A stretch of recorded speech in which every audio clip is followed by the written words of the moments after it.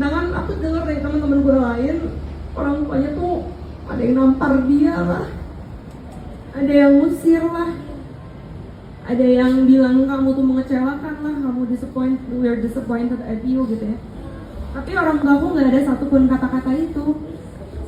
Kita akan memulai sesi hangat bincang-bincang tentang parenting. Nanti kita ditemani penulis yang sudah kita nantikan untuk ketemu. Salam kenal, saya dengan Nugi dari Periplus. Saya di sini ditemani anak saya, anak Skenario. Jadi mohon maaf.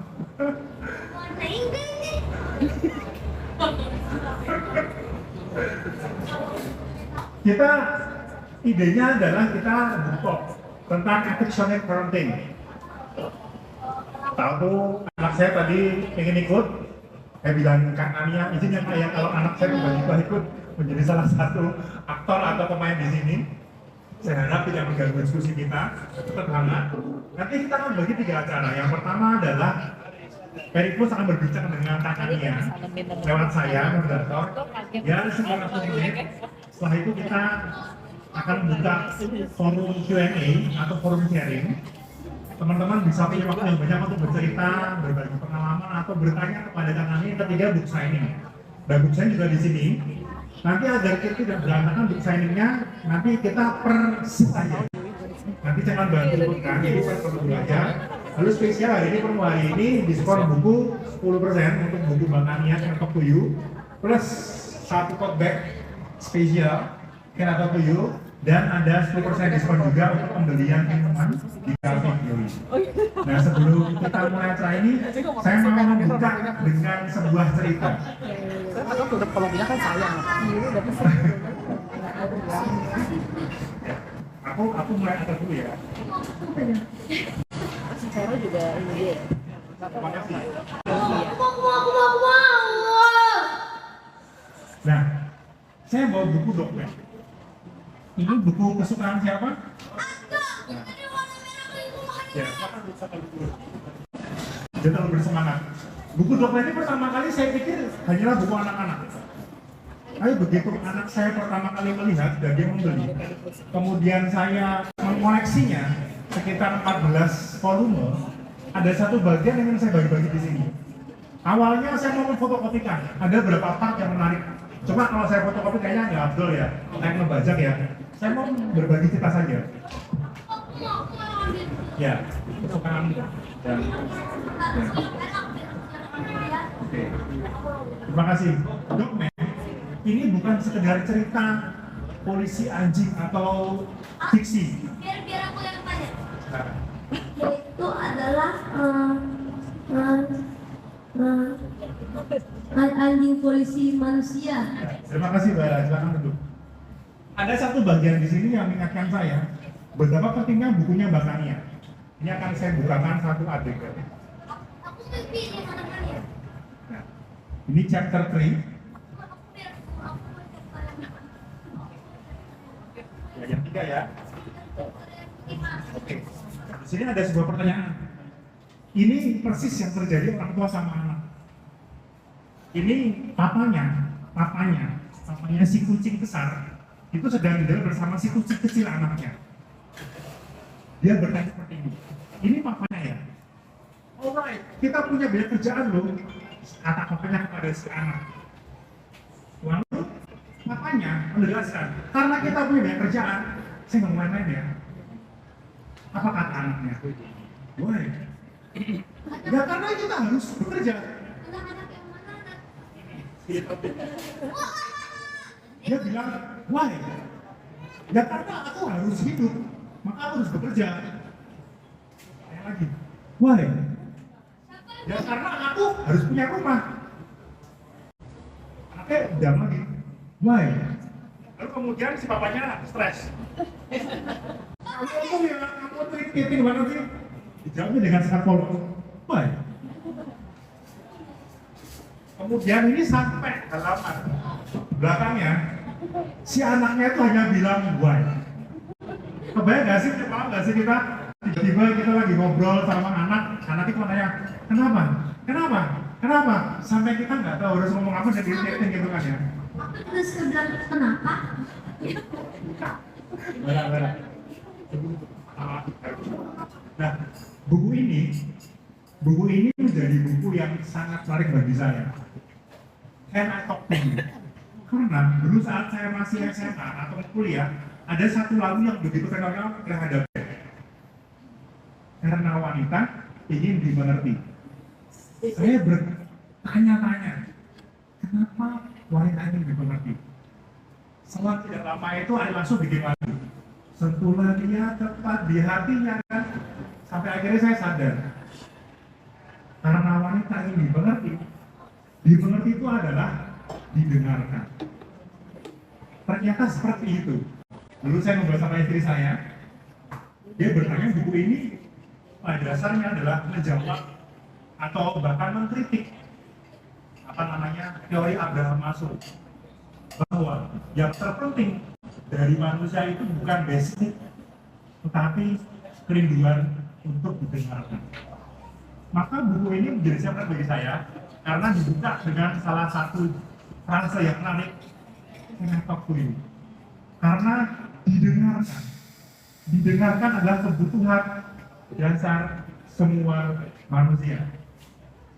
Maka saya bisa bilang kepada Ben, besok kalau bikin lagu, jangan karena wanita ingin dimengerti, tapi karena wanita ingin didengarkan.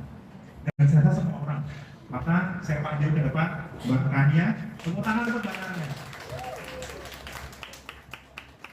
Wah, ini ada pertanyaan.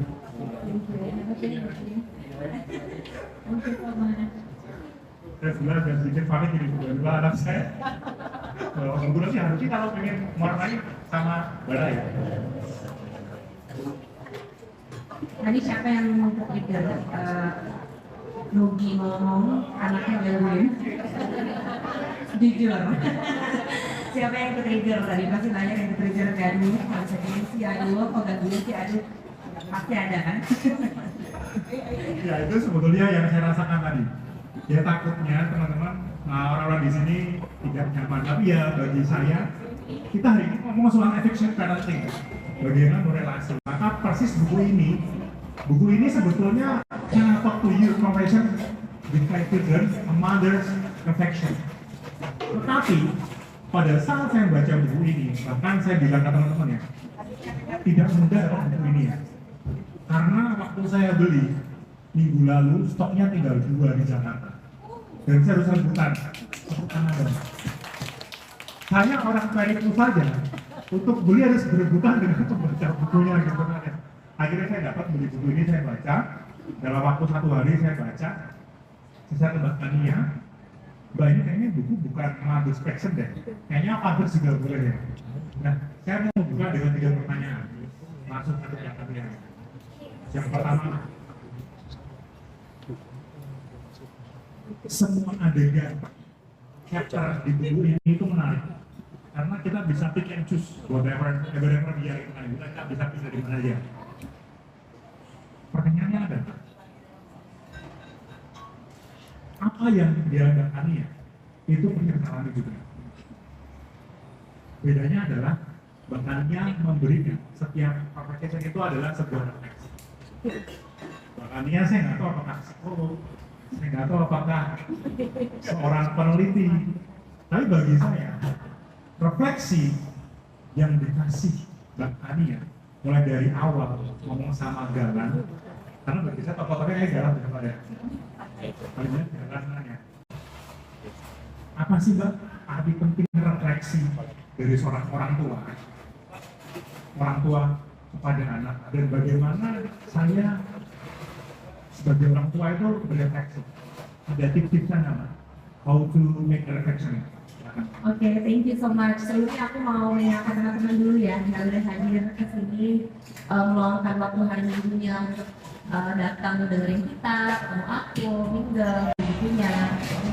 Sebelum aku mulai, sebenarnya aku pengen mengajak kita aja sebagai dulu untuk kita memikirkan dan mengirim doa dan energi untuk saudara-saudara kita di Sumatera dan segala macam kita sedang bersuka ya, sedang mungkin belum makan sama sekali selama 14 hari.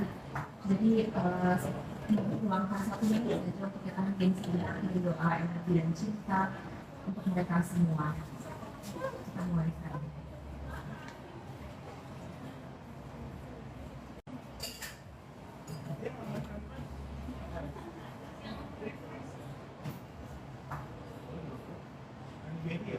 Terima kasih. Thank you so much. Oke, menjawab pertanyaan di bagus banget ya.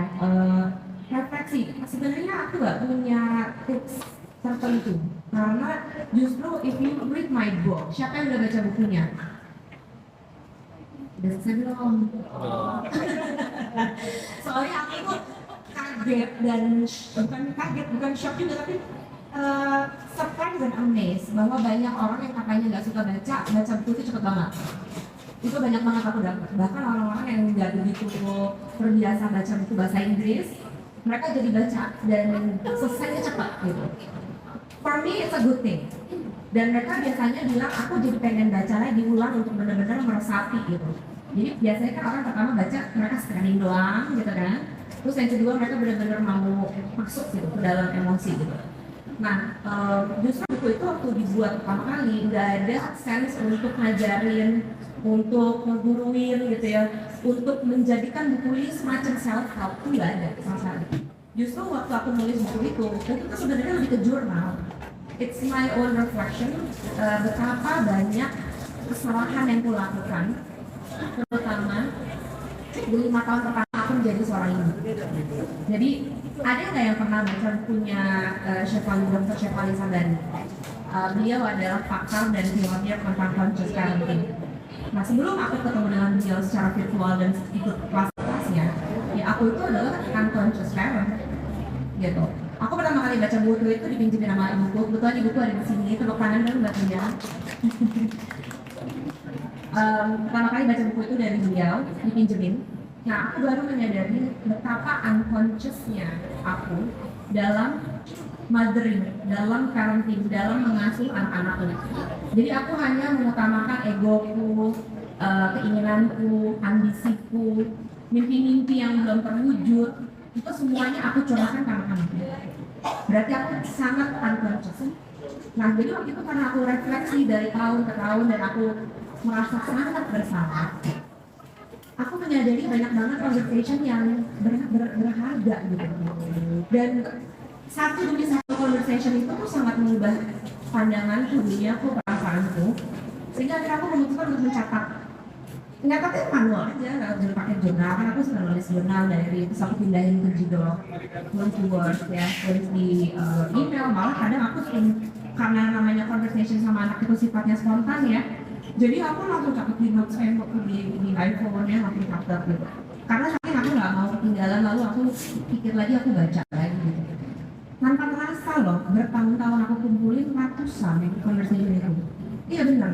Dan pas aku baca lagi satu persatu conversation itu, aku nangis, aku ketawa, nangis lagi gitu. Terus I came to this realization that wow, from this conversation alone yang sangat light, sangat simple, sangat naif gitu ya, betapa brought me so much healing dan brought me so much learning bahwa kalau misalnya aku tidak menyediakan lebih banyak ruang untuk dialog yang one on one, bukan dialog sekedar ibu sama anak ya, tapi dialog jiwa dan jiwa, aku akan kehilangan begitu banyak harta karun dalam hidup ini yang justru sebenarnya letaknya ada di anak-anakku, bukan di harta, bukan di materi, bukan di kehidupan, bukan di jabatan. Itu semua sifatnya kan temporary ya. Tapi hubungan dengan anak itu menurutku adalah investasi yang sesungguhnya. Makanya aku selalu lucu kalau ada orang tua yang kayak, wah aku sekarang udah gak mau sama aku pas gede ya udah dewasa. Ya kamu ini gimana waktu kecil? Did you create that kind of conversation yang kalian bisa petik lagi di masa tua atau enggak? Nah tapi again ya, tipsnya bagaimana? Mungkin kalau yang udah baca buku itu, mungkin kalian akan notice ada yang namanya aku bertanya balik. Jadi pas mereka mengeluarkan topik atau memulai satu conversation, aku selalu bertanya lagi, what do you mean? Apa yang kamu maksud dengan itu? coba bisa ceritain lebih banyak nggak? Tell me your thinking, itu biasanya aku tuh. Tell me your thinking, jadi artinya coba kasih tahu apa maksudmu dengan itu. Lalu aku tanya juga perasaan mereka, karena buat aku perasaan dan pikiran sama pentingnya. Gitu. Jadi banyak orang yang masih mengesampingkan perasaan karena dianggap tidak logis, terutama bapak-bapak nih. Bapak-bapak masalahnya itu nggak logis, itu nggak masuk akal. Tapi manusia kan nggak cuma terdiri dari akal. Manusia terdiri dari akal, pikiran, dan jiwa. Nah, the moment aku menyadari bahwa anakku adalah jiwa, itu udah nggak ada hierarki umur, hierarki gender, hierarki generasi, itu udah nggak ada. Aku memandang dia sebagai seorang jiwa, sebuah jiwa. Dan kita kan nggak pernah tahu ya jiwa itu usianya berapa lama ya. Bisa jadi dia lebih tua dari aku jiwanya. And I believe anak-anakku jiwanya mereka also, karena mereka bisa mulai bertanya dan mulai conversation yang begitu dalam, yang aku sendiri kaget-kaget. Nah bayangkan kalau misalnya aku tutup conversation itu, aku nggak belajar apa-apa, dia juga akan merasa kesal sama aku dan nggak akan mau lagi ngobrol. Gitu. Jadi mungkin itu titiknya buat aku, turning point-nya. Aku menganggap anak-anak adalah jiwa, bukan sekedar anak kecil. Badannya aja kecil, kelihatannya naif gitu ya, tapi mereka adalah jiwa, jiwa-jiwa yang harus kita nourish, ngasih kasih sayang, cinta dan energi yang mereka harus dapatkan. Gitu loh. Terima kasih Mbak. Kayaknya saya nggak mau bayarin tanya nih. Lebih baik waktunya buat teman-teman nanti bercerita ya, sama bertanya apa, berbagi pengalaman lah. Terakhir nih sebelum saya lempar ke ngomongnya. Beberapa minggu yang lalu saya nongkrong sama teman-teman saya. Ada satu fenomena yang saya takutkan sebetulnya, yaitu child free. Orang menikah tapi tidak punya. Ya saya tidak mengatakan baik buruk ya. Saya ngobrol dong sama beberapa orang yang child free. Alasannya pertama karena sangat ekologis ya. Sekarang itu ya mas, setahun itu anak kita bisa makan 1 ATM karena banyak residu di dalam macam makanan-makanannya. Saya nggak mau anak saya makan seperti itu. Yang kedua, saya nggak mau anak saya, karena pendidikan yang itu jelek mas. Saya nggak tahu tahun 2050 nanti anak saya nggak punya pendidikan yang bagus. Daripada saya memberikan anak saya daripada yang jelek, pendidikan saya nggak usah punya anak. Saya masuk akal.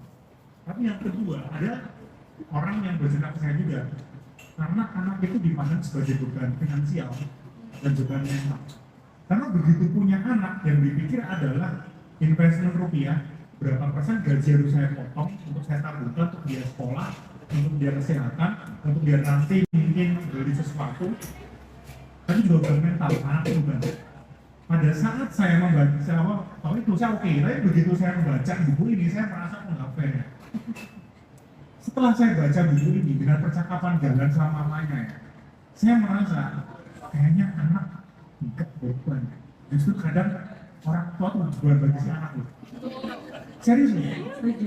Justru saya itu beban anak saya. Anak saya tuh habis ini dia pemain VR di Passes. Gara-gara saya ada acara dia jadi nggak bisa main loh. Ya kan ya, dia kan dididik untuk situ bermain kan ya. Itu gak banyak kerja hari ini. Kemudian harusnya dia bisa bekerja sama orang tuanya. Orang tua harus bekerja selama 8 jam. Poinnya adalah gini, saya pengen buku ini menjadi buku wajib yang dibaca anak-anak Gen Z. So, change the mindset that children bukan beban loh. Dan mungkin nggak sih Pak sebetulnya, karena kok makin kesini makin banyak anak-anak yang saya temui yang usia 20 aku merasa, gue mau nikah, gue mau punya anak. Dan saya merasa benar, buku itu terjawab ketakutan loh. Ini selalu buat beban. Oke nggak sih Pak sebetulnya? Apa yang saya tadi sampaikan? Iya menarik sih, karena again ya balik lagi, orang-orang masih banyak memandang punya anak itu, balik lagi, kalau dia memandang anak itu sebagai suatu komoditi, ya of course akan jadi beban, karena yang dia pikirin cuma beban finansialnya, ya kan? Sekolahnya mahal, pakai baju, makan dan segala macam. Tapi kan masalahnya punya anak itu bukan sekedar ngasih makan, bukan nyekolahin, ngasih rumah, itu kan semua sifatnya fisik ya. Dan temporary lagi sekali lagi itu semua juga nggak akan ada artinya gitu.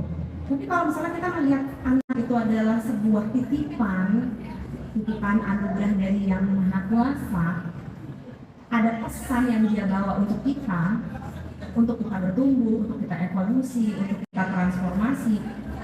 Anak itu ya kita akan bisa melihat anak itu bukan komoditi. Justru itu adalah again bagaimana relationship kita berkontribusi terhadap dunia. Kalau kita mau merubah dunia, ya kita harus mulai dari rumah. Dunia ini tidak sempurna ya.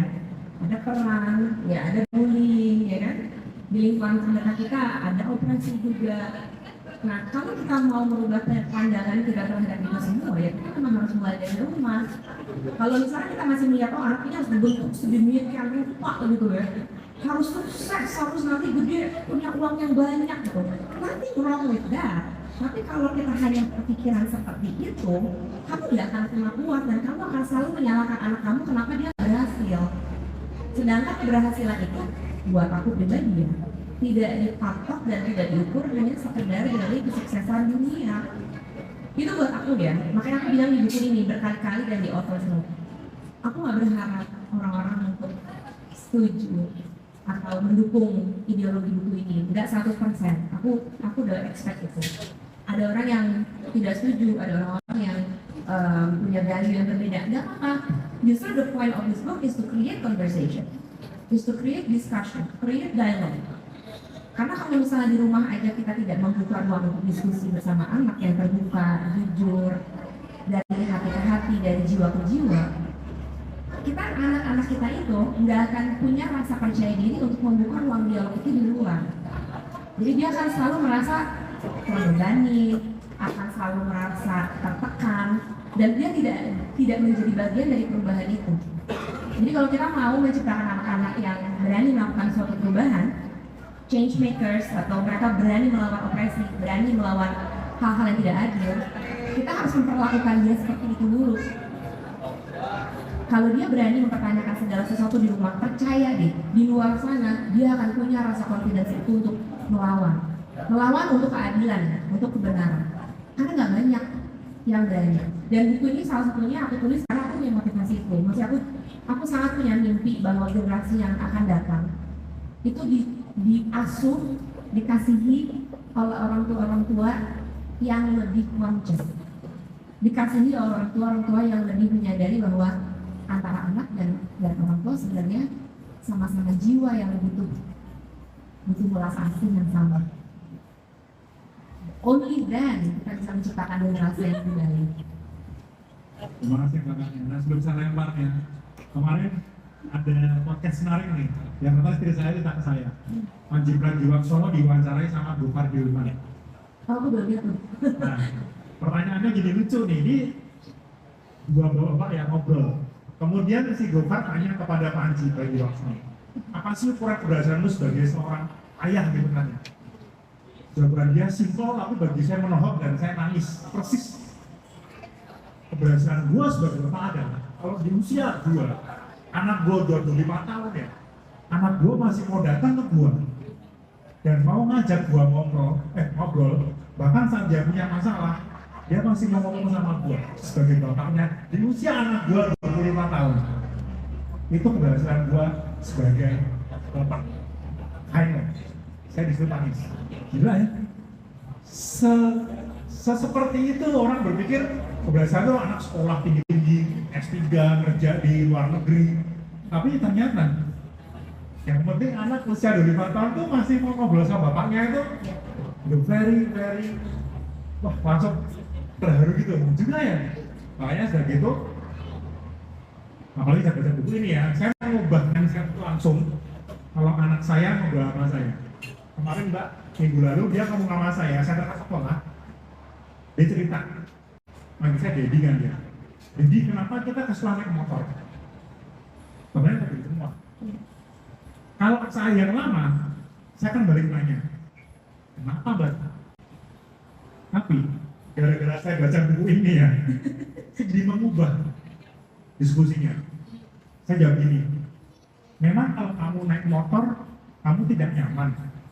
Oh, tidak kok. Kalau aku naik motor, aku tidak bisa pegang handphone untuk lihat peta. Jadi ya sesimpel itu. Kalau saya tidak membaca itu Pak ya, kalau nggak ada buku ini, mungkin saya akan menyangka anak saya gengsi. Lalu bapaknya naik motor ke sekolah. Tapi karena saya bertanya dengan modelnya Mbak Kania, oh dia tuh taunya pegang handphone tuh, hanya untuk melihat map, malah lagi suka melihat map. Terima kasih Mbak Kania, bukumu sangat mengubah mindset hidup saya. Aku tadi mau nambahin mengenai child free ya. Balik lagi sebenarnya child free itu sesuatu yang pilihan hidup ya. Karena mungkin nanti aku mau bertanya kayak gitu ya. Karena kita percaya bahwa menikah itu adalah pilihan dan punya anak juga pilihan. Sebenarnya nggak ada loh. Kalau kamu cari kita Al-Quran pun juga nggak ada kewajiban menikah dan nggak ada kewajiban punya anak. Itu pilihan. Cuman konstruksi sosial yang membentuk bahwa kita harus menikah dan kita harus punya anak gitu kan. Jadi jangan bikin apa ya suatu label atau patokan yang sama untuk semua orang. Nah tapi kalau misalnya balik lagi ke buku ini, justru mungkin orang-orang yang child free, karena ada beberapa leaders dan temanku yang tidak punya anak ya. Gara-gara baca buku ini, mereka bilang mereka jadi menyadari the underlying trauma yang menyebabkan mereka nggak mau punya anak. Jadi mereka pikir mereka nggak mau punya anak karena practical reason aja, karena mahal dan segala macamnya berkisar dengan biaya. Tapi begitu mereka baca buku ini, mereka menyadari ternyata lebih dalam itu masalahnya. Nggak cuma sekedar biaya. Ada banyak ketakutan-ketakutan yang mereka tidak bisa ungkapkan dan banyak ketakutan-ketakutan yang mereka nggak mau akuin yang terjadi di masa kecil mereka dan orang tuanya sendiri. Karena mereka sendiri 80% children who are child free atau parents atau orang yang child free itu hubungan dengan orang tuanya nggak baik. Jadi mereka sendiri hubungan dengan orang tua nggak baik, sehingga mereka punya trauma, takut punya anak, takut hubungannya juga begitu sama anak-anaknya. So that's what happened. Thank you Mbak Kaniana, kita buka sesi yuk. Tanya dong. Mas Tano akan membantu nih, Mas Tano yang pakai kaos nganggur makmur nih. Jadi bapak impian sebapak nih, nganggur makmur ya Mas Tano. Kita buka dua pertanyaan dulu atau enggak? Satu, yang kedua, ada yang mau? Sambil nunggu, aku Mas Nugi, aku mau mengapresiasi dirimu. Sebenarnya sambil nunggu teman-teman yang mau bertanya, tolong kasih dulu mic-nya buat yang mau bertanya. Aku mau mengapresiasi dirimu karena aku senang banget waktu Nugi itu reach out ya ke aku, karena satu, Nugi adalah seorang laki-laki, dua, Nugi adalah seorang ayah, dan waktu aku menulis buku ini, aku nggak ada gender bias di kepalaku. Aku benar-benar ini buku ini dibaca sama siapa aja, bahkan yang belum jadi orang tua. Jadi waktu Nugi baca buku ini dan dia mengeluarkan begitu banyak perasaan tentang buku ini, katanya bahkan Nugi nggak tidur dari jam 2 pagi, dia nangis gitu ya. Aku tuh kayak ngerasa, wow, I think the book made it gitu, karena kita harus punya lebih banyak komunitas pembaca laki-laki yang baca buku-buku seperti ini, yang berubah afeksi. Karena justru kita itu lagi kekurangan afeksi dari laki-laki, afeksi maskulin. Karena semua energi maskulin feminin itu punya afeksi, cuman dari kecil diredam untuk tidak merasakan apapun ya. Laki-laki nggak bernangis, laki-laki jangan cengeng, dan segala macam. Nah, salah satu conversation yang aku paling suka di buku ini adalah apa? Iya, You Can Cry. Sama satu lagi tentang aku lupa judulnya ya, pokoknya mengenai konsen. Nah, tapi si You Can Cry itu aku suka banget. Kenapa? Karena dalam itu menunjukkan bahwa selama bertahun-tahun aku mengasih contoh dan memberikan ruang untuk dia mengeluarkan emosinya, ternyata berbuah. Karena pada saat teman-temannya atau sahabatnya butuh menangis, di saat teman-teman yang lain mengejek dia menangis, dia satu-satunya temannya yang merangkul dia untuk bilang, kamu boleh nangis sama saya. Nah, bahkan dia di put aside, ditarik nanti, lalu kamu mau nangis sekarang, cepet nangis, sekarang boleh, terus dipeluk, aku akan memeluk kamu. Lalu karena temannya itu terluka, nggak cuma terluka perasaan tapi juga terluka badannya karena dilempar bola, dia bawa dia ke nurse, ke UKS, dibawa UKS. Lalu dia temenin temannya sampai dia selesai diobatin. Lalu dia bilang, kalau kamu masih mau nangis, kita stay di sini, aku temenin kamu. Di saat dia pulang, dia bercerita tentang kisah itu. Aku gimana nggak nangis ya? Aku merasa, oh, bertahun-tahun aku mencoba untuk menyediakan safe space untuk dia. It comes down to that moment. dia berhasil mengaplikasikan itu ke komunitas dia, ke sosial life dia, dan dia menjadi safe haven untuk teman-teman yang butuh berekspresi, terutama laki-laki, teman-teman laki-laki. So, thank you so much buat Tugi, tepuk tangan dong buat Tugi. Bikinnya ngambil bawah atau ya? Oke, selamat sore sebelumnya. Namanya Tugi dan teman-teman semua yang ada di sini. Thank you untuk kesempatannya, untuk berceritanya. Saya Tia, dan sejujurnya saya juga belum punya anak dan juga belum menikah, kan? Tapi saya tertarik sekali dengan buku yang akan saya tulis ini, dan di part kedua sepertinya ya, di mana saya sempat membaca bahwa Galan itu sebenarnya berhenti taekwondo. Iya, saya sempat baca diskusi itu ya, dan di situ juga dari yang saya baca, kakaknya ini juga ada rasa seolah-olah anak ini berhenti dan kakaknya merasa gagal. Seperti itu, karena tidak bisa mempertahankan apakah ada yang salah selama ini gitu ya. Padahal dia sudah menekuni itu bukan hanya sebulan 2 bulan, tapi sudah bertahun-tahun, betul ya. Nah, di situ saya lihat juga Galan ini kan mengenal diri dia sendiri. Ini memang yang dia mau, hingga sampai akhirnya dia sendiri juga yang memutuskan untuk kembali ke taekwondo lagi. Ini mungkin simple things, tapi saya ingin bertanya, belajar dari kakaknya. Ketika kakaknya merasa anak ini mau berhenti, kan otomatis kakak mungkin juga punya ego ya, dimana punya ambisi juga, bahwasannya kalau misalkan dia terus melanjutkan apa yang sudah ditekuni, kakak merasa berhasil dari orang tua sebagai supporter, dan juga banyaklah mimpi-mimpi yang mungkin kalau misalkan dia terus melakukan ini akan tercapai A, B, C, D, dan lain sebagainya. Nah, ketika anak berhenti melakukan itu, kakak kan berarti harus meregulasi emosi kakak juga ya. Ya. Nah, bagaimana sebenarnya kakak ini bisa meregulasi emosi dan juga menekan ego diri kakak, dan kakak kan kalau dari buku ini saya lihat selalu mendengar bagaimana anak menyampaikan apa yang dia mau, yang dia rasakan. Tapi bagaimana kakak sendiri mengeluarkan atau menyampaikan apa yang kakak rasakan, dan pernah nggak sih ada di momen kakak juga berdiskusi dengan anak tentang apa yang kakak rasakan? Jadi komunikasinya dua arah. Thank you banget. Siapa namanya tadi? Iya. Iya, thank you, pertanyaannya bagus banget. Iya, ada yang udah baca belum Black Belt? Ada yang udah baca Black Belt ya? Jadi aku, karena mungkin aku udah belajar meditasi gitu ya, aku udah belajar bagaimana mengenal diriku sendiri. Jadi aku tuh belajar bahwa kalau anak itu men-trigger kita, ya, itu berarti ada sesuatu di dalam diri kita yang belum selesai, unresolved. There's an unresolved problem. Gitu. Nah, jadi waktu dia mulai membahas bahwa aku udah nggak mau sama taekwondo, aku kayaknya it's not for me. Udah langsung dong, kenapa? Gitu, udah panik gitu kan ya. Nah, lalu aku bertanya sama diriku, emosi-emosi ini artinya apa? Karena it's not about him, it's about me. Karena kalau it's not about me, aku gak akan ke-trigger. Gitu. Berarti kalau aku ke-trigger, makanya aku suka lucu kalau ada orang bilang gini, aku sih gak ada trauma apa-apa gitu, kayaknya ini baik-baik aja. Oke, tapi lu gampang ke-trigger gak sama suami lu? Suka ke-trigger gak sama anak-anak lu? Sama bapak lo, ibu lo gitu? Masa gak pernah banget sama sekali? Gak mungkin kan? Gak pernah kesel gitu? Kedengaran ucapan orang gitu kayak kesindir, dikit-dikit kesinggung gitu? Gak mungkin kan?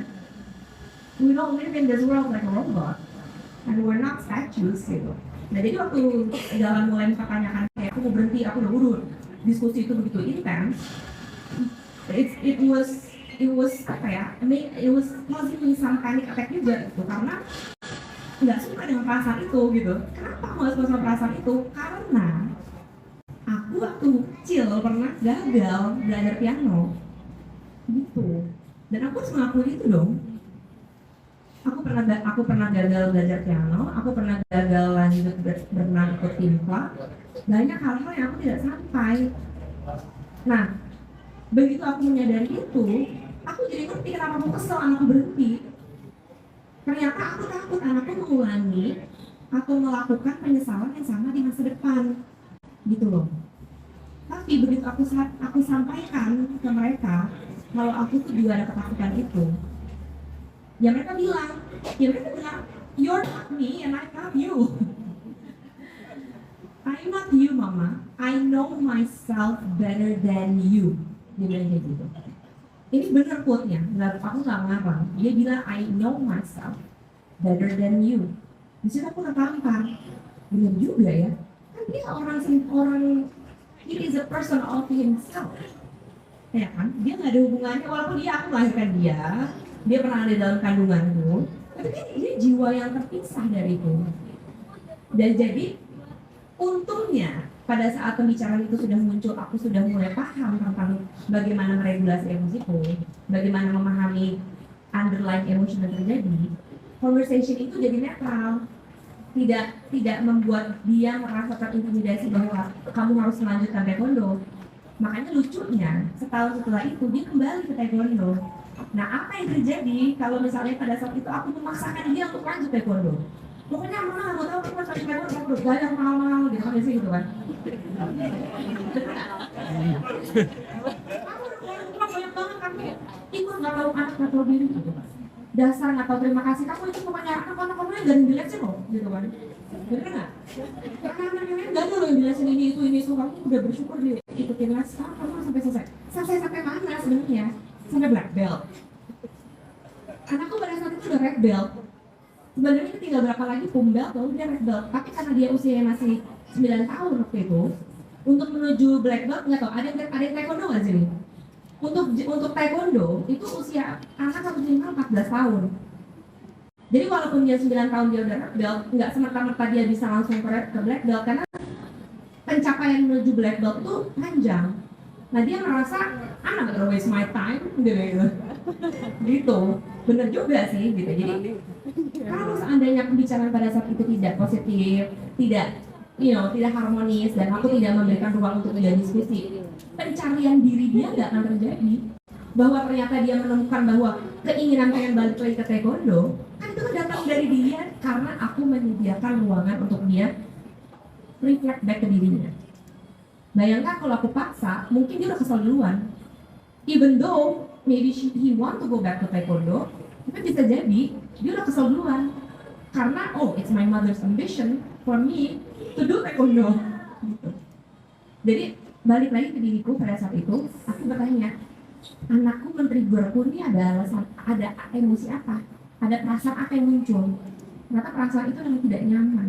Karena aku teringat dengan kegagalan itu di masa lalu waktu kecil. Maka menyesal sekali tidak lanjutin piano, tidak tekun di berenang. Tapi again, hidup kita berbeda. Dan again ini aku selalu bilang ke teman-temanku yang anaknya sibuk les berenang, atlet segala macam dijabarin. Mereka bilang sama aku, gue ketrigger banget pas baca buku black belt, karena bagian black belt itu gue ketrigger banget karena berapa kali anak gue mau berhenti berenang, mau berhenti softball, mau berhenti macam-macam, mau berhenti gimnastik, tapi gue gak kasih. Tapi kok lo malah ngasih, dibanding gitu, gak terima dia. Jadi dia ketrigger. Tapi kan sia-sia dong gue udah bayar mana-mana gitu kan. Nah terus aku bilang, bisa jadi apa yang dia jalani sekarang itu berguna untuk yang berikutnya. Jadi contoh, misalnya gini, anakku waktu kecil berenang, baseball, basket dan lain-lain, ya, segala macam olahraga gitu. Nggak semuanya ditekunin dong. Sampai sekarang ya yang masih ditekunin 1-2. Tapi apakah yang lain-lain itu jadi sia-sia? Enggak. Karena dari berenang dia jadi belajar endurance, dari taekwondo dia belajar disiplin, dari lari dia belajar learning to know their own pace. Jadi dari setiap kegiatan yang dia ikutin, itu mengajarkan dia dan memberikan dia bekal untuk kegiatan dan kehidupan berikutnya. Jadi gak ada yang sia-sia. Jadi berarti kayak dulu nih, aku contoh aja. Adikku, aku cerita kenal aku nih Mama. Jadi adikku pernah salah jurusan. Benar, ini tapi ada hubungannya sama black belt ya. Ada hubungannya sama conversation black belt. Adikku itu pernah salah jurusan. Jadi S1, S1-nya dia pernah ambil apa sih? Information system ya? Iya. Dia pernah ambil information system di BINUS. Salah jurusan. Kenapa dia tahu salah jurusan dia tidak bahagia? Itu udah patokannya ya. Kalau anak tidak bahagia untuk waktu yang lama, itu udah berarti dia udah salah arah. Tapi kesadaran untuk dia pengen berubah, itu kan nggak mudah ya. Dia takut ngecewain orang tuanya udah keluar uang, udah investasi, biaya SPP, bayar uang kakak dan lain-lain. Kan depresi ya untuk mikirin itu. Jadi dia mengurungkan niatnya, tapi one day dia nggak kuat lagi, dia bilang ke ibu saya, kayaknya aku salah jurusan ya mah. Gitu. Lalu ibuku, ya karena ibuku sudah bertransformasi, sudah evolusi, sudah belajar banyak hal, ya dia bilang, terus jadi mau gimana? Lalu adikku bilang, memberanikan diri untuk, aku udah tahu mau ngambil apa. This is not my place, aku mau ngambil apa. Lalu dia ambil jurusan yang memang dia pilih, dan ternyata membuat dia bahagia, dan ternyata dia lulus dengan cum laude. Salah satu lulusan terbaik di Cafe Binus di saat itu angkatannya dia. Nah, bayangkan kalau ibuku waktu itu tidak memberi ruang untuk dia gagal. Dan justru itu bukan kegagalan ya. Rejection is a redirection, berarti dia memang harus, untuk dia bisa ke situ, dia harus mengenal dirinya dulu kan, bahwa oh ini bukan yang tepat untukku. Harus dia rasakan, dan perasaan itu nggak bisa muncul dari orang tuanya. Nah, balik lagi ke black belt. Apakah waktu dia belajar information system itu jadi sia-sia? Tentu tidak. Dia jadi belajar tentang manajemen, dia belajar tentang logistik, dia jadi belajar banyak elemen-elemen yang kepake banget justru saat sekarang dia berkarir sebagai pekerja sendiri. Mudah-mudahan menjawabnya. Thank you. Berikutnya. Nah, aduh, mungkin sebelum pertanyaan mau saya thank you dulu kali ya sama Teh Keke. Sebenarnya pengen banget datang dari acara buku yang pertama, tapi karena kerja jadi nggak bisa Teh. Jadi makanya sekarang pas tahu di Peri Plus ada, pengen banget datang dan datang akhirnya. Bisa ketemu Teh Keke secara langsung, karena selama ini cuma ngeliat di Instagram dong ya tadi. Terus tiba-tiba Teh Keke punya buku, karena sebelumnya dari Instagram tuh setiap kali Teh Keke bersuara di story itu kayak ini benar banget, ini benar banget, ini benar banget. Nggak pernah terwakilkan sebelumnya Teh. Makasih loh. Iya. Udah dengerin bacotanku. Terus ternyata, aduh, Teh Keke ngeluarin buku kayaknya udah harus banget. Sorry nggak beli di Peri Plus karena udah dari gelombang awal ya. Udah dari gelombang awal karena udah Tetap beli ya tapi ya. Tetap beli kopi Teh langsung. Thank you. Yang aku suka banget yang part Teh Keke sama Teh Lula ya, yang waktu Teh Lula lagi mau ujian, tapi dia nggak mau, dia bikin segala cara buat Kabur. gimana caranya kabur. Itu kayaknya relate banget. Aku juga udah punya anak, cewek dan cowok, walaupun masih umur 7 dan 5 tahun, cuma dari sekarang kan bibit-bibit ingin kabur tuh udah ada ya Teh ya. Kita udah sering kabur. Iya, jadi ngelihat apa yang Teh omongin di buku tuh kayak, aduh, thank you banget Teh Keke udah mengalami atau udah berpengalaman duluan gitu. Jadi kita udah tinggal follow, kita nggak udah bagian gagalnya gitu ya. Iya banget. Nah, cuma pertanyaannya adalah sejauh mana kita bisa nego sih? Kita buka open discussion sama mereka kan jawabannya yes dan no ya, Teh ya.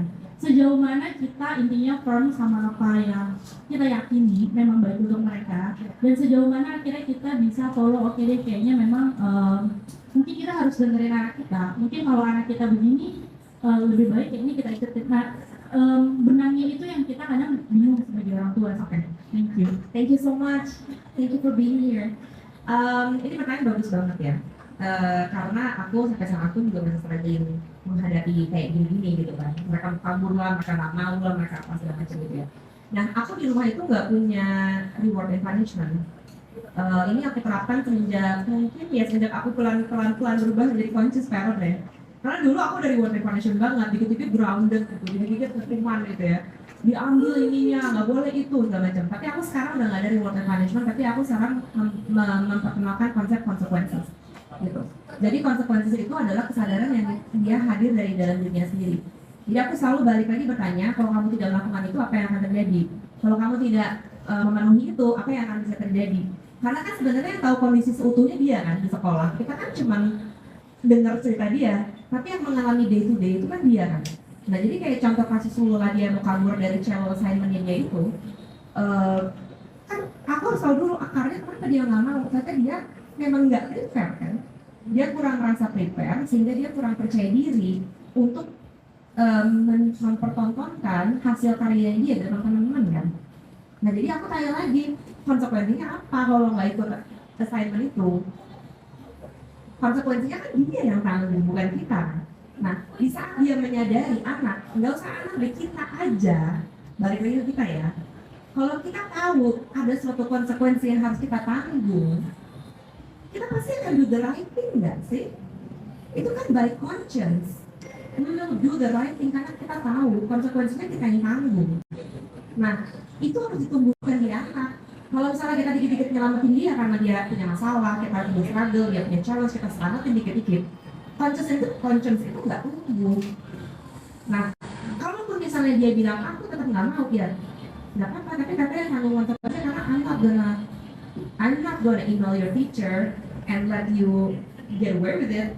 Makanya aku bilang, gimana kalau kamu mengadvokasi untuk dirimu, kamu tidak melakukannya? Karena aku nggak akan mewakili kamu untuk bilang ke gurumu bahwa kamu nggak mau melakukan itu. Nah ini kan penyakit banyak masyarakat nih, anaknya sakit orang tuanya ngomong, ya kan? Anaknya nggak enak dikit orang tuanya ngomong, gitu kan?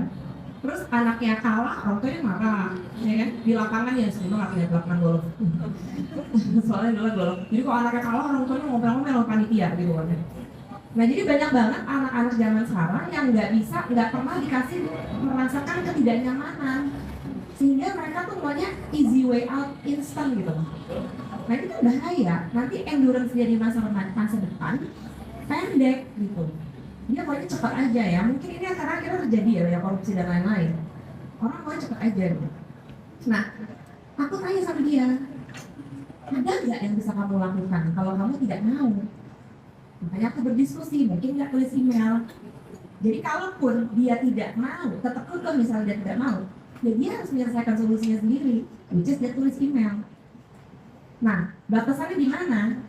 Aku selalu bilang, aku nggak akan membiarkan diriku, ya aku mulai dengan diriku dulu aja, karena buat aku parenting adalah di parent myself dulu. Kalau mama nih loh, if I don't want to do something, I will tell them honestly kenapa. Satu, and I will advocate for myself and I will be honest to them bahwa kenapa aku tidak mau melakukan itu, but I will never run away. Aku tidak akan pura-pura nggak tahu, aku nggak akan pura-pura bego, aku nggak akan pura-pura nggak lihat, tidak akan turn a blind eye. I will face it. Again, penyakitnya sekarang sama banyak pejabat, karena nggak pernah tahu di curhat. Mereka melakukan kesalahan, mereka lempar tangan sembunyi, ya kan? Apa sih lempar ini sembunyi tangan? Lempar gue sembunyi tangan, aku tidak melakukan acknowledgement whatsoever. Nah, aku mau mengajarkan ke Lula bahwa if you don't want to do something, it's your decision, then you acknowledge. Harus mengadvokasi dirinya. Jadi akhirnya dia tulis email kan, aku attach emailnya di buku itu. Bagaimana dia menulis? Aku nggak ngedikte dia sama sekali. Dia nulis, aku tanya, do you know what to write? Dia bilang, I will try. Gitu. Lalu dia draft. Pas aku lihat, wow, draft pertamanya udah bagus banget. Udah strukturnya udah direct. Dia menyapa gurunya dengan baik. Lalu dia bilang dia nggak mau, ya kan? Lalu dia kasih solusinya. Jadi bukan cuma sekedar komplain, bukan cuma sekedar nggak mau. Dia akan bilang, oke, saya nggak mau perform di depan umum, tapi saya akan tetap melakukan assignment itu, saya record. Atau gimana kalau kita bikin grup aja, jadi nggak di umum, gitu. Nah jadi kita harus memberikan ruang untuk anak itu mengerti konsekuensinya sendiri. Kedua, memberikan solusi. Diskusinya itu kan harus ada semacam apa ya, semacam trigger untuk dia tuh, oke, solusi A, B, C, gitu. Tapi kalau kita yang ngasih tahu, kita yang tahu, oke, menurut mama sih harusnya kayak gini ya. Kalau menurut pengalaman mama, karena mama udah hidup lebih lama dari kamu, gitu kan, biasanya kamu harus gini. Nah, tapi kan anak kita belum hidup sama kita, nggak adil dong, ya nggak? Belum tentu juga yang terbaik juga cara kita, ya kan? Nah, so positively resultnya ternyata baik dari dulunya mengapresiasi Lula, dia nulis email itu, lalu ternyata dia gimana itu bikin grup kecil, dia perform dua, gurunya dengerin gitu. So problem solved. Nah semenjak itu setiap dia punya challenge atau struggle akademik di sekolah, dia tahu karena confidence itu sudah dia alamin pada saat dia mengalami kesulitan dengan challenge lain. Dan aku selalu bilang sama dia, setiap lagi sulit, you know what, I know you know what to do. I know you know what to do. Ngomong gitu aja ke seorang anak, itu tuh make them stand taller loh. Instead of kita yang ngasih tau dia what to do, it makes them stand taller and merasa dirinya capable untuk menghadapi masalah apapun juga. Tapi kita harus percaya sama dia. Kalau kita nggak percaya sama dia, dia nggak percaya sama dirinya. Semoga menjawab. Menjawab banget ya.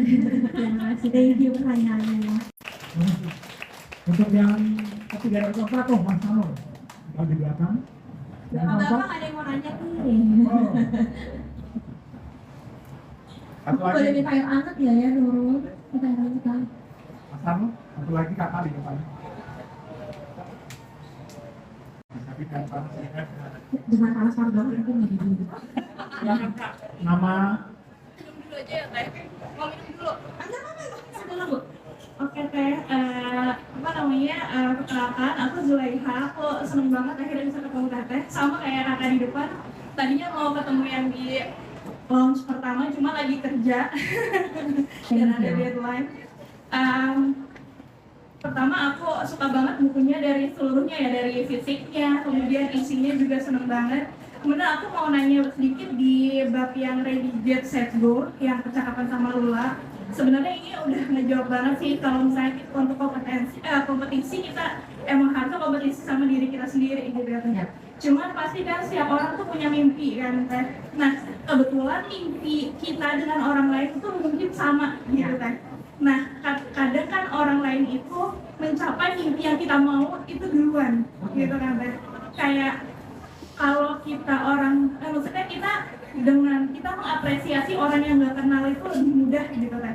Kayak untuk ikut happy, ikut congratulations itu lebih mudah ketika ke orang yang nggak dikenal, maksudnya nggak terlalu dikenal dekat. Cuma kayak kalau misalnya itu di sekeliling kita, orang terdekat kita untuk congratulate itu sebenarnya kita dari hati juga, cuma masih bisa sebenarnya kayak oh itu kan juga mimpi aku, tapi dia duluan gitu. Itu menurut pandangan teteh gimana sih cara overcome itu untuk lebih legowo gitu? Itu aja sih teh. Terima kasih teh. Thank you Zulaiha, pertanyaannya bagus dan aku ngalamin sendiri. Aku pernah nulis kayaknya dalam tentang ini. Pertama tentang mimpi ya. Mimpi kamu kan, kamu punya mimpi tapi kebetulan mimpinya sama dengan orang lain gitu ya. Ya sebenarnya semua orang pasti punya mimpi yang sama, kurang lebih gitu ya. Cuman ada orang-orang yang mungkin udah berani men-tackle rasa ketakutannya dia, ada orang-orang yang masih butuh waktu lebih lama gitu ya. Nah, aku cerita aja ya, aku juga punya pengalaman seperti itu gitu, karena aku tuh punya mimpi jadi penulis. Well, aku jadi penulis udah lama, cuma punya mimpi menerbitkan buku ya udah lama gitu sebenarnya, nggak bilang-bilang aja gitu. Aku baru mengakui bahwa aku punya mimpi itu mungkin pas aku udah jadi ibu gitu. Nah, tapi aku punya banyak teman-teman yang udah menerbitkan buku, bahkan belum jadi ibu gitu, belum jadi, ya maksudnya belum berkeluarga gitu, tapi mereka tuh muda-muda hebat-hebat gitu ya, udah menerbitkan buku gitu ya. Dan waktu itu of course aku udah rasa berkecil hati, jujur, ada rasa cemburu, ada rasa malu gitu, kayak what do they have that I don't have gitu.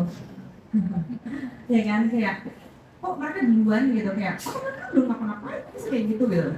Beneran ya? Kayak ada rasa kayak kita tuh lebih capable gitu dibanding orang itu gitu. Nah, lalu aku baca buku Big Magic. Ada yang udah baca belum? Elizabeth Gilbert. Jadi Elizabeth Gilbert yang nulis tentang Iprela. Ya, dia nulis buku tentang Big Magic. Buku itu nampar aku bolak-balik sampai nggak bisa tidur. Buku itu nampar aku berkali-kali. Karena di situ di buku itu dibilangin, ya, bahwa semua orang itu pasti punya mimpi, punya desire. Oke? Dan kita hidup, kalau nggak sadar nih ya, kayak aku balik deh quote-nya. Desire exists for us to fulfill. Ada yang ngerti ya? Our desires exist in our life is for us to fulfill. Jadi artinya, kalau kita punya desire sesuatu, ya memang sebenarnya kita meant to fulfill that desire. But the question is, do you want to atau enggak? Jadi misalnya kita punya cita-cita nih, pengen di rumah, pengen S2, pengen nulis buku, pengen buka warung, ya kan? Pengen sekolah lagi, apapun itu memang sebenarnya kita tuh punya kemampuan untuk menjadikan itu kenyataan. Nah masalahnya kita cepat atau enggak, kita berani atau enggak, dan kita benar-benar mau ngejalanin apa enggak, gitu. Nah pada saat aku menyadari di buku itu banyak banget kan, by the way, anyway please read the book ya. Elizabeth Gilbert itu salah satu penulis yang men-trigger aku untuk nulis buku ini sebenarnya. Jadi dengan berbagai mimpi yang kita punya, pace kita itu pasti berbeda dengan orang lain, nggak mungkin sama. Dan kalau kita selalu melihat orang lain, kita pasti akan merasa selalu ketinggalan. Apalagi kemarin aku bilang kayak, ya Allah, aku baru 40 tahun nyetak buku ya. Terus ada teman aku yang bilang, gue udah mau 60 belum nyetak buku apa. Terus aku kayak, iya juga ya gitu. Tapi lo udah sukses banget, punya perusahaan A, B, C, D, E. Ya udah, berarti intinya apa? Manusia nggak akan pernah puas kan? Nah, aku mau share sesuatu yang aku lagi tulis sebenarnya. Aku selalu percaya di dunia ini cuma ada 2 orang tipe manusia. Orang dengan fixed mindset dengan orang yang growth mindset. Oke? Orang yang dengan fixed mindset melihat kesuksesan orang sebagai threat. Ya. Si paling nge-gym, si paling ngonten, si paling nulis, si paling ya kan? Si paling donasi. Dia adalah si paling nyinyir. Bener nggak? Nah ini fixed mindset. Kalau aku selalu percaya aku bukan fixed mindset, aku growth mindset. Jadi aku melihat kesuksesan orang lain itu jadi trigger buat aku. Kayak I can also do what I wanna do. I can also achieve my dream. Justru keberhasilan orang-orang ini adalah bukti bahwa manifestasi itu bisa, bukti nyata gitu loh. Kayak oh that's possible, oh that's possible, oh that's possible. So actually everything is possible. Nothing is impossible. Dan karena aku punya growth mindset, ya aku channel all my energy untuk mengeluarkan sesuatu, ya rilis buku, bikin bisnis, buka komunitas dan lain-lain. Karena aku nggak mau terjebak dengan oh si paling ini, si paling ini, si paling ini. Gue juga gue paling ini, biar gue paling bacot di Instagram. Gitu. Jadi aku nggak mau jadi yang si paling nyinyir. Nah sekarang balik lagi ke kamu mau jadi yang si paling apa? Si paling nyinyir atau kamu jadi si paling sesuatu? Aku maunya jadi sesuatu, si paling sesuatu. Walaupun pasti akan membuat orang lain tidak nyaman. Nggak apa-apa, kan kita nggak mungkin hidup menyenangkan semua orang. Ya betul ya. Dia aneh. Nah tadi malam aku dengar ibuku talk di in our 20s. Ada tahu nggak Rachel in our 20s? Ya bagus banget. Ibuku kemarin tadi malam baru di talk di situ. Lalu di situ aku ada suatu momen di situ aku ketawa dan aku amazed sama ibuku betapa dia berkali-kali bilang tepuk tangan dong buat saya. Tepuk tangan dong buat saya. Tepuk tangan buat saya. Ayo tepuk tangan dulu dong buat saya. Karena intinya apa? Kalau kita nggak clap for ourselves, who will? If nobody clap for us, then we clap for ourselves. Enggak. Jadi buat apa sibuk mengcompare diri kita sama orang lain? Nah, in my experience, ya, aku itu orangnya senang banget nyemangatin orang, genuinely, sincerely, yes, you go girl, itu aku. Dia suka selfie, suka dandan, terus dia foto, terus dia suka gaya-gaya, atau misalnya dia sukses dalam berkarir. I will be your hype girl, I will be. Kenal, I am your girl. Pasti. Kenapa? Karena aku percaya it will be my turn one day. And if it's my turn, I'm gonna clap for me, and they will clap for me. Karena energi itu gak akan bohong. Energy doesn't lie. If you give genuinely, you will receive genuinely. And sometimes, most of the time, kita bahkan lebih receive lebih banyak dibanding apa yang kita kasih. Kita gak akan miskin dari memberi. Mau itu memberi energi ataupun memberi finansial, kita nggak akan pernah miskin. Justru kita akan kaya secara hati. Jadi jangan berkecil hati kalau mimpi kamu belum terwujud. kamu introspeksi diri, apa yang membuat aku belum mewujudkan itu? Karena sebagian besar 80% mimpi itu belum terwujud, itu karena diri kita sendiri. Kita takut dibilang sok ini, takut dibilang takut gagal, takut salah, takut omongan orang, ya kan? Takut saudara bilang, oh lu cie, gitu kan? Saudara pasti kayak gitu kan? Cie, kontennya, gitu. Cie viral, gitu. Kayak gitu kan? Biasa itu, karena itu mentality mereka. Bener nggak? Aku dulu mau bikin konten aja takut kayak musuh gue bakal cie gitu kalau ketemu gitu. Ini real story. Tapi begitu aku datang loh, cie gue dong. Cie karena gue berani gue udah nge-post itu gitu misalnya. Jadi jangan berkecil hati. Oke? Cari diri kamu sendiri, kenapa kamu belum berani. And lihat orang lain, kenapa itu possible? How did they do it? And use it buat contoh aja, tapi jangan tipe ngikutin karena kamu akan menemukan jalanmu sendiri. Karena again, Parimana aku terinspirasi banget sama Raditya Dika, ada yang tahu Raditya Dika ya? Dia bilang, kita jangan definisi oleh suatu pekerjaan. Jadi misalnya kayak gini, oh gue bangga banget gue direktur ini ya, so what gitu. Oh gue pejabat apa gitu, emang gue pikir. Nah, tapi dia punya skill apa? Itu yang bikin dia keren. Ngerti ya? Jadi skill kamu apa? Aku bilang sama anak-anakku, Uci nanti akan ada di buku yang juga. Berkawan aja. Salah satu conversationnya adalah, Mas Fadu dengerin aku kan Mas? Mas Fadu dengerin, pasti nanya ya? Oke, aku bocoran aja. Aku bilang sama anak-anakku bahwa kan anakku yang laki itu kan old soul ya, dia tuh filosofer banget. Dia bilang kayak gini. Dia tuh filosofer banget. Dia bilang gini, one day if I go traveling, I will always be in business class. Bilang kayak gitu. Amin. Karena dia sebel banget kalau traveling sama kita selalu naik ekonomi. Jadi kalau dia lewat aisle bisnis, dia selalu ngomel dan ngomongnya tuh kenceng banget. Semua orang tuh dengerin. Wah, mana bisnis kita? Wah, ada people sitting in business class. Gitu. Kita tuh miskin tuh gimana sih? Kita di bisnis kelas gitu kan. True story. Aku bilang sama dia, ya menurut kamu kita kurang atau enggak? Gitu. Menurut kamu kita kurang atau enggak? Lu obrolannya pakai panjang. Ya pokoknya intinya sampai sekarang dia nggak terima kalau traveling selalu naik ekonomi. Jadi dia bilang sama kita, nanti one day if I'm adult, I will always go in business class and I will always be in and I will never be in economy. Gitu. Kecuali pesawat itu memang cuma ada ekonomi. I will go to premium economy. Gitu. Oke, I'm happy for you and I know you will make it happen. Aku bilang gitu.